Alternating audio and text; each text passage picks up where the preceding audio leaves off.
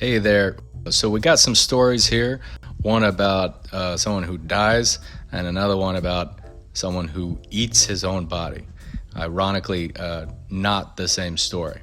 So what we're going to do is you'll hear the first story, you'll hear the second story, and then for fun, you guess which story is true and which story is fake. Have fun with it. The best part is, whether you guess right or wrong, you can still subscribe. A man who's technically dead for 3 minutes shared his post-death experience of the afterlife, which reminds me to mention that the man got better and came back to life. And then he tells everyone about it, and the man is not alone. As he posted his experience on Reddit, it drew other people compelled to share their stories too. But we here at Lazy Boy aren't going to talk about those people. So getting on with it, the Reddit user tells his tale of what happened when he died. He says he got sick in a foreign country and was forced to go on a keto diet. That's no carbs for anyone not a food buff. But he ended up destroying the lining of his stomach as a result. A little side note, I'm fairly certain that the keto diet can be managed without death. Just FYI. There are lots of things that can destroy the lining of your stomach that are not carbohydrates, like poison or shards of glass. It's possible some of those things got in there, once he was really hungry and whatnot. Or maybe he died from food. What do I know? This particular article doesn't dig deep into it, and neither are we. Okay, so where were we? He suffers. He suffers from nausea and vomiting. So much to the point where he suffered severe dehydration. So the Reddit user checks himself into the ER at his native Canada, and he stays there for a few days. While he was there, his body rejected the IV hydration, which is no good when you're dehydrated. One of the effects of dehydration is that your veins will flatten out, kind of like an empty fire hose. It's very difficult to get the needle inside the vein. That's where the needle needs to be if you want to get hydrated. So the guy's not getting hydrated, and he dies. He says everything went black and stayed black for 3 minutes. He goes on to say, I didn't see any white light or angels. I didn't hear any voices. I could see, but I didn't have a body. It was like I was on another planet. When I looked down, I saw sand, and it was very shallow water. It was like an endless shore. The water was probably an inch or two high, but the best I can describe it is when you walk in a very shallow end of a shore, of a beach, and the shallow end is just endless. Like the water never got deeper or shallower. When I looked up, the sky was purple. It wasn't a sun. The only thing lighting the skies were these blue rays of light and a tinge of yellow on the side. The feeling was so foreign to me, I just felt like every single problem in my head, every single issue, no matter how big or small, was just gone. It was all gone. Every single care I had was all gone, like the weight of the world was completely lifted off my shoulders. I just existed, and I didn't have to worry about a single thing. It was what I imagined peace was like, to the full extent. It felt amazing.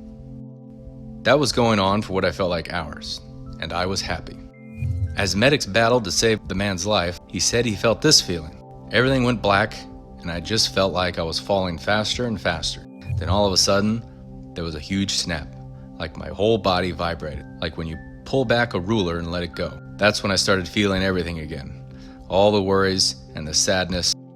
I felt really sad. I felt the pain again. After posting his experience on Reddit, the user found out he was not alone. One response read, I've read a lot of near-death experiences, and yours is a lot like others I have read, which is to say, I think is wonderful. Another added, you are definitely not alone. I've seen NDEs that have similar tones to yours. Well, folks, it's safe to say that death isn't quite dying after all. That's good news for all of us that want to stay alive, and bad news for us who want to die. The obese millennial. Edgar Holloway, 889-pound millennial, took a stand and stuck it to the man when he refused to change his streaming habits. As someone complacent in his ways of staying inside and live streaming himself on the internet, usually stuffing his face with strange combinations of food for the entertainment value, things like drinking chocolate milk out of a watermelon half or eating ice cream and cheese with his bare hands. He quickly ballooned his way up to the 889 pounds and became bedridden and dependent on his family for food and the maintenance of his streaming addiction. That's right, his streaming addiction. Dangerous stuff, and I know what you're thinking. It's good he didn't have any other type of disorder to compound things. So the story goes on, with Edgar just having the one problem, and eventually there comes an intervention by the millennial's family. They say to him, "Edgar, we can't keep bringing you all this food for your streaming.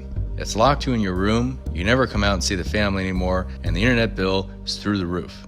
And also, you may have noticed, you seem to be putting on some weight." Edgar's reply to his family was ill-tempered at best. He's quoted with saying, "Nobody tells me to stop streaming." As a result, the family decides to cut off his food supply to end his deadly streaming habit. Days pass and Edgar's fan base becomes restless and encourage him to eat something. After trying various things inside the room, nothing seemed to satisfy his fans. But Edgar comes up with an idea. Taking a nail file, which he used to stay hygienic, he starts filing his teeth to a point.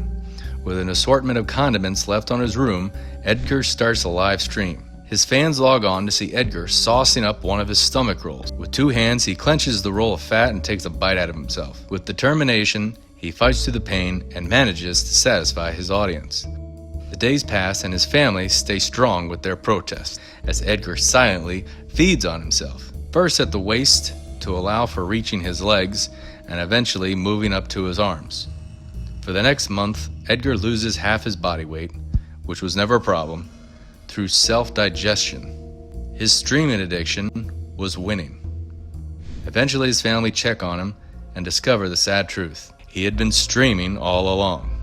When questioned, Edgar stated, "I realize I have a problem, but deep down I'm a good person. I know because I ate myself."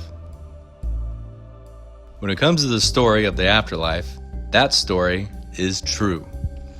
And when it comes to the 889-pound millennial who ate himself in family protest of his unhealthy streaming addiction, that story is false. In the comments below, share when you knew which story was true and which story was false. Thanks, and I hope you enjoyed.